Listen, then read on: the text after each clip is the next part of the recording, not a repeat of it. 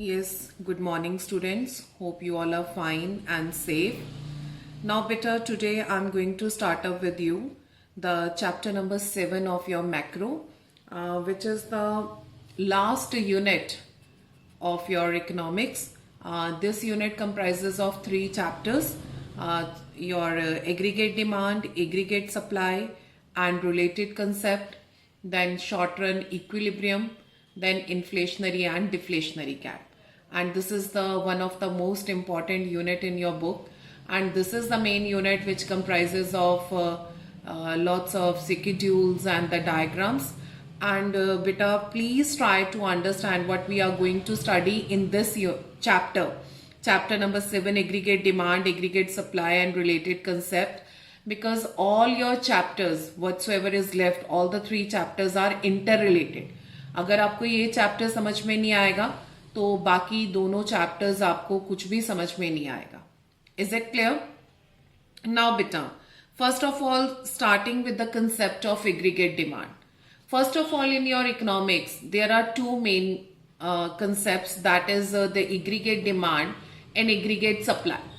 Generally अगर बेटा कहने की बात है कि हमारी सारी इकोनॉमिक्स डिमांड और सप्लाई के चारों तरफ घूमती है. Is it clear? तो उसमें से अगर हम डिमांड और सप्लाई की बात करें तो जो एक्टिव कंसेप्ट है वो क्या है? डिमांड. और सप्लाई क्या है? Passive concept. कारण क्या है कि supply entirely depends upon demand. जिस चीज की डिमांड है हम वो चीज बनाते हैं, बिजनेसमैन उसी चीज को बनाएगा. डिमांड ज्यादा है तो ज्यादा बनाएगा, कम है तो कम बनाएगा. तो इसका मतलब क्या है कि the foremost and the most important component is demand, not supply. No doubt है, दोनों हैं, लेकिन दोनों को भी अगर कंपेयर करें तो सबसे ज्यादा इंपॉर्टेंट क्या है? Your demand. Now in this macro we are going to talk about aggregate demand. जैसे आपको याद होगा कि माइक्रो में आप लोगों ने किया था कंसेप्ट ऑफ डिमांड, है ना? तो हम ये कहते थे कि by studying the demand of any individual, house hold, a firm और अ कंपनी और an industry, you can consider कि क्या बिहेवियर होगा. और आपने लॉ ऑफ डिमांड सीखा था कि डिमांड और प्राइस का आपस में इनवर्स रिलेशन होता है. More the price, less the demand, less the price, more the demand. But now today beta we are going to discuss about the aggregate demand. Aggregate demand means sum total of the demand of all goods and services in the economy. Means यहाँ पे हम एक particular good की demand या किसी service की demand की बात नहीं कर रहे. It is a sum total of all goods and services which is demanded in an accounting year. तो that is known as aggregate demand. और अगर हम sum total of all goods and services ले रहे हैं बेटा, तो इट इज वेरी डिफिकल्ट कि you can study it with the help of like means weight और प्राइस एक्सेट्रा. क्योंकि आपको भी पता है कि हर चीज का प्राइस और वेट डिफरेंट होता है. कोई मीटर्स में, कोई लीटर्स में, कोई केजीज में, कोई ग्राम्स में. And then the prices also means it is going to be different, है ना? तो फिर हम एग्रीगेट डिमांड कैसे स्टडी करेंगे? तो we are going to study it with the level of income in the economy. And we are not going to study it with the level of price, but we are going to study it with the level of income in the economy. कि हमारी जो income है उसका कितना part जो है हमने spend किया है for the purchase of goods and services in the economy. जैसे देखा जाए तो ये थोड़ा सा डिटेल्ड वर्जन है what you have studied in your national income. Is it clear? So what it is written कि aggregate demand does not refers to the demand for any particular good or service in the market. It refers to demand for all goods and services in the economy. Then aggregate demand is often measured for a period of accounting year. तो अगर आप किसी को भी period of time पे calculate करते हैं तो वो कौन सा कंसेप्ट होता है? Flow concept. तो that what it is written. And aggregate demand can be measured with reference to journal price level in the economy. Journal price level means not a price of particular product in the economy. Overall, जैसे हम journal average निकाल लेते हैं उसे journal price level कहते हैं. या with reference to level of income of the people and if aggregate demand is related to the general price level, we shall find negative relationship between price level and aggregate demand. As already I told you, this is according to the law of demand. So that aggregate demand curve slopes downward. आपको याद है demand curve slopes downward थी, तो aggregate demand curves भी slope downward होगी. लेकिन if we are going to study the aggregate demand is related to the level of income, what we will find? The positive relation, because you all know na, more the income, more the demand. आपने पढ़ा भी था. We are here talking about the normal goods ना. तो normal goods में क्या था कि इनकम और डिमांड का आपस में रिलेशन क्या था? पॉजिटिव. तो यहाँ पे हम sum total of demand of all goods and services को स्टडी करेंगे with the level of income. तो then we will find the positive relation, and in that case if we try to show it diagrammatically और we can say graphically, तो what will find कि the demand curve, the aggregate demand curve is going to be an upward sloping curve, अगर हम इसको income के साथ study करेंगे. और हम जो अब स्टडी करेंगे इस यूनिट में, तो we are going to study it with reference to the income, not with reference to the price. Is it clear? Then after this what is there? Aggregate demand is measured not as a sum total of physical quantity of goods demanded in the economy. जैसे मैंने already आपको बताया कि physical quantity में possible ही नहीं है. कोई चीज केजीज में है, कोई लीटर्स में है, कोई मीटर्स में है, तो physical quantity is not possible. So how we are going to study? That is on the basis of total expenditure. जैसे आपको याद होगा कि जो हम नेशनल इनकम कैलकुलेट करते हैं, हम कहते हैं चाहे टोटल आउटपुट देख लो, टोटल इनकम देख लो या टोटल एक्सपेंडिचर देख लो, तो one and the same thing. So that's why we are going to study the aggregate demand with reference to total expenditure in the economy for all goods and services. Then aggregate demand is always expressed as what people wish to spend or what people plan to spend at different level of income.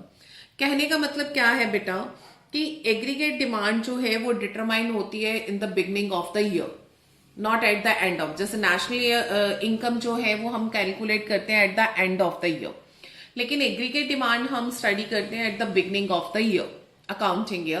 तो it is what people plan to spend on goods and services और what the people wishes to spend on goods and services. We are not talking about what people actually spend on the purchase of goods and services in the economy.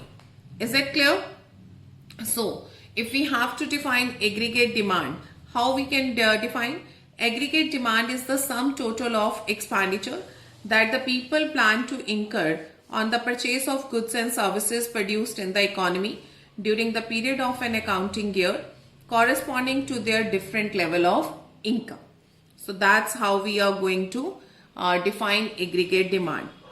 And now they will say, आपके did you know में क्या लिखा है? ये कुछ ऐसी छोटी छोटी बातें हैं जो आपको याद रखनी है. Aggregate demand is never zero even when income is zero.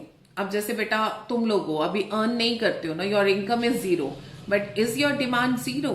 No, है ना. हमारी तो रोज ही लिस्ट इतनी बड़ी है कि पेरेंट्स पूरी करते करते थक जाते हैं. तो कहने का मतलब क्या है कि if we are talking about the sum total of demand of all goods and services in the economy, this demands even happen when there is no income in the economy, and that demand is demand for the survival. अब जैसे तुम हो, survive करने के लिए एक छोटा बच्चा पैदा होता है, तो अपने जीने के लिए वो दूध, कुछ कपड़े वो डिमांड करता है. तो that is what they want to say कि because some expenditure is always essential for survival, this is incurred even when income is zero. This is done either by using past saving or borrowing. कि या तो आप किसी से loan लोगे, उधार लोगे, या अपनी कोई पास सेविंग्स पड़ी है उन्हें यूटिलाइज करोगे, लेकिन जीने के लिए जो आपकी डिमांड है वो कभी भी निल नहीं हो सकती, जीरो नहीं हो सकती. Is it clear? Now we are going to study about the behaviour of aggregate demand, and we can study this behaviour with the help of aggregate demand schedule. Now here what I have done बेटा, I have taken, first of all, do remember that in macroeconomics, income is denoted with the symbol Y, not with the symbol I, because I stands for investment and Y stands for income.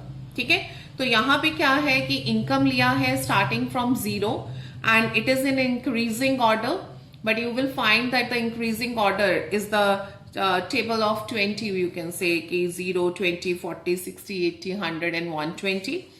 And here we comes with the aggregate demand, which is starting from 30 but increasing with the increase of 5 every time: 30, 35, 40, 45, 50, 55, 60, so on. Here what you are seeing ki when what I have shown कि even when income is zero, there is aggregate demand of 30 units we can say, or anything we can say. So why this is so? कि this is the demand for survival.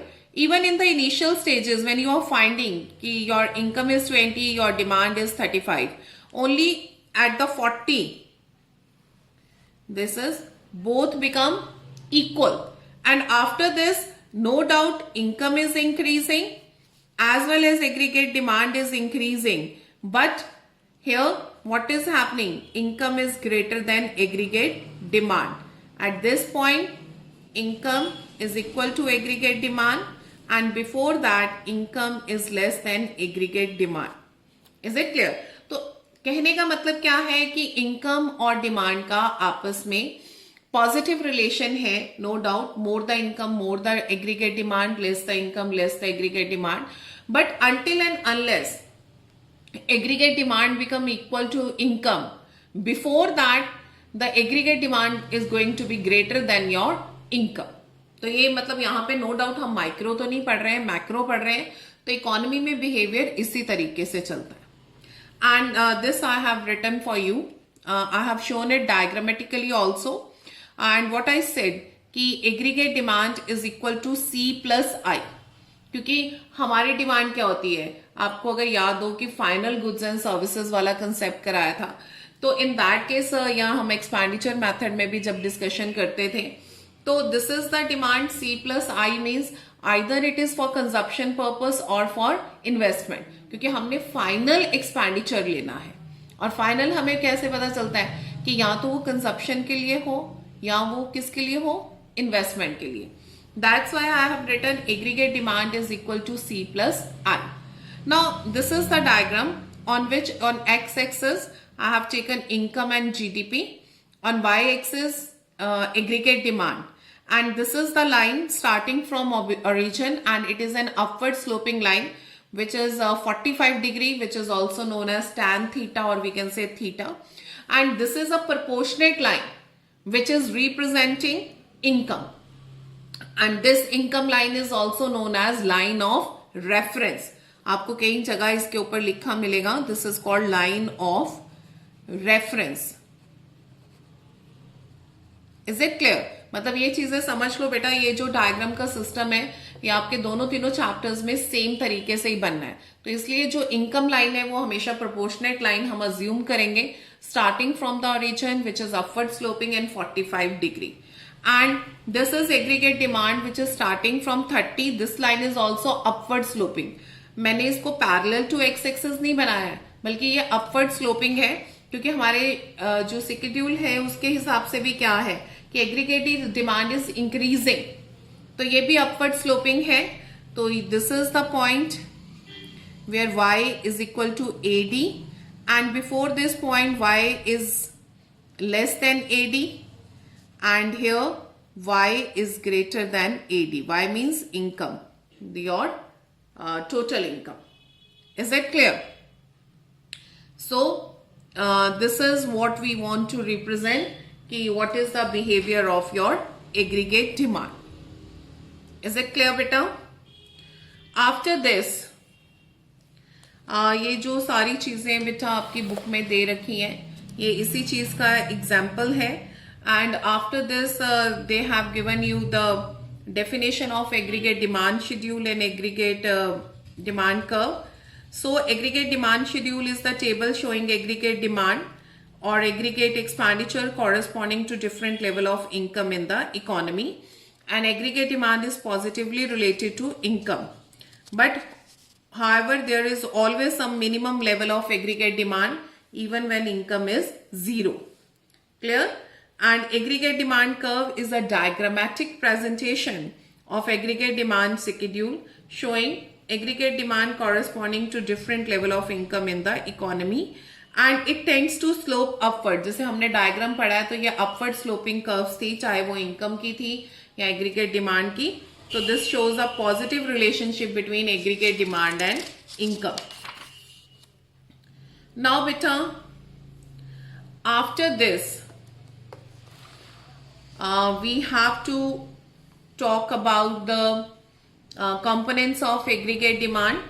So first of all here what you need to understand कि there are two types of economies we used to say. One is closed economy and one is open economy. Now what is closed economy? मैंने वैसे आगे भी बताया हुआ है कि in which we are not going to take rest of the world. आपने अपने फर्स्ट चैप्टर में सेकेंड चैप्टर में शायद किया था कि there are two sectors in the economy, that is household and the production sector. Then there is a three sector in the economy, household, production and government sector. And then four sector, that is household sector, government sector, production sector and rest of the world. Now when we are going to talk about the aggregate demand, its component, we used to study it in a different way by dividing it into two parts. One is closed economy, another is open economy. तो closed economy में मतलब हम rest of the world को बाहर कर देंगे, that is the business within the country और the we can say the totality of demand within the country. अब क्लोज्ड इकोनॉमी भी फर्दर टू पार्ट्स में डिवाइडेड होती है, two sector and three sector. अगर two sector है तो AD किसके बराबर होगा? C plus I. And C stands for household consumption expenditure, I stands for producer investment expenditure and इन दोनों को मिला के किसके लिए बनता है? This is equal to private investment expenditure as there is no government sector. Is it clear? तो बेटा ये कौन सा इन्वेस्टमेंट है या कंजप्शन है, ये तुम्हें नेशनल इनकम में सारी बातें समझाई नहीं है. Is it clear? और अगर हम थ्री सेक्टर क्लोज्ड इकोनॉमी में आ जाए तो उसमें कौन कौन आ जाएगा? House hold sector, producer sector and government sector. तो आपने किया हुआ है house hold consumption expenditure, government expenditure, और गवर्नमेंट के जो एक्सपेंडिचर है उसमें हम दोनों लेते हैं government final consumption expenditure and government final investment expenditure plus private final investment expenditure. Is it clear? तो मतलब कहने की बात है कि if you have done your national income properly और अगर आपको अपना एक्सपेंडिचर मेथड अच्छे से आता है, उसके जो चार कॉम्पोनेंट्स हैं तो वही यहाँ पे यूटिलाइज किए गए हैं. टू सेक्टर है तो हाउस होल्ड और प्रोड्यूसर सेक्टर लिया गया है. थ्री सेक्टर है तो C plus I plus G, that is household consumption expenditure, private investment expenditure and government expenditure. And then if we are taking a open economy तो उसमें four sectors आ जाएंगे, household sector, producer sector, government sector and rest of the world. जो आपके expenditure method के सारे components थे आप यहाँ पे पढ़ेंगे, आपको पता चलेगा. And it will become AD is equal to C plus I plus G plus net exports. तो household consumption expenditure, private investment expenditure, government expenditure including government consumption expenditure and government investment expenditure and net exports. Is it clear? लेकिन अब जब हम आगे अपने numerical portion करेंगे या इस चीज को स्टडी करेंगे तो हम AD is equal to C plus I ही लेंगे कि हम ये अज्यूम करके चलेंगे कि इकोनॉमी में दो ही सेक्टर, क्योंकि आपको पता है इकोनॉमिक्स में कोई भी थ्योरी या मॉडल समझाया जाता है तो दैट इज एजम्पशन बेस्ड. तो we are going to assume कि there are two sectors in the economy only and we are going to take it AD is equal to C plus I. Is it clear? वो assumption है, मतलब हम G और rest of the world that is net exports नहीं लेंगे. Now after this बेटा we are going to study about the aggregate supply schedule and is graphical presentation. तो what we are finding over here कि income तो हमने वही same लिया है starting from 0 and adding 20 every time. And in case of aggregate supply what we are finding कि it is same as whatsoever your income is. क्योंकि हमारे जो diagrams हैं income और aggregate supply line same curve से show होगी. क्यों? अब वही बात आ जाती है, टोटल आउटपुट को से नेशनल इनकम कैलकुलेट कर लो या इनकम से कर लो, one and the same thing. तो सप्लाई मैंने तुम्हें जैसे कहा कि that is value addition in the economy, तो ऑब्वियसली है कि वाई कह लो या एग्रीगेट सप्लाई कह लो, one and the same thing, क्योंकि जितना सप्लाई करेंगे उतनी इनकम होगी और जितनी इनकम होगी उसके अकॉर्डिंग ही हम सप्लाई करेंगे। तो ये दोनों जो क्या रहेंगे, इक्वल रहेंगे। And if you want to denote it with a graph, तो व्हाट यू विल फाइंड कि इसकी कर्व जो है, देखो वही 45 डिग्री कर्व है, अपवर्ड स्लोपिंग कर्व है। तो either I can write it Y income और is equal to aggregate supply, one and the same thing. Is it clear? So, how they define? Aggregate supply refers to flow of goods and services as planned by producer during an accounting year. It is identical with the flow of income during an accounting year. Aggregate supply and income therefore may be treated as identical to each other. So, in that case, बेटा आपकी book में भी aggregate supply का schedule बनाया हुआ है, जो मैंने ऑलरेडी आपको अभी दिखाया पेपर पे।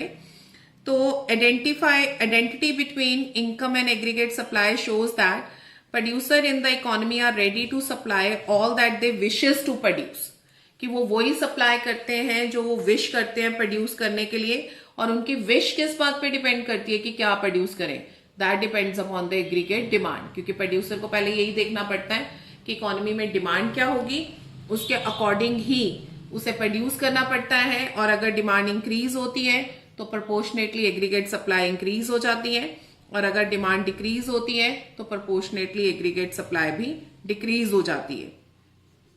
अब ये जो सप्लाई है, जिसको हम एक तरह से परफेक्टली इलास्टिक मान के चल रहे हैं, सप्लाई ये मतलब जो थ्योरी है ये प्रोफेसर केन्स ने दी थी।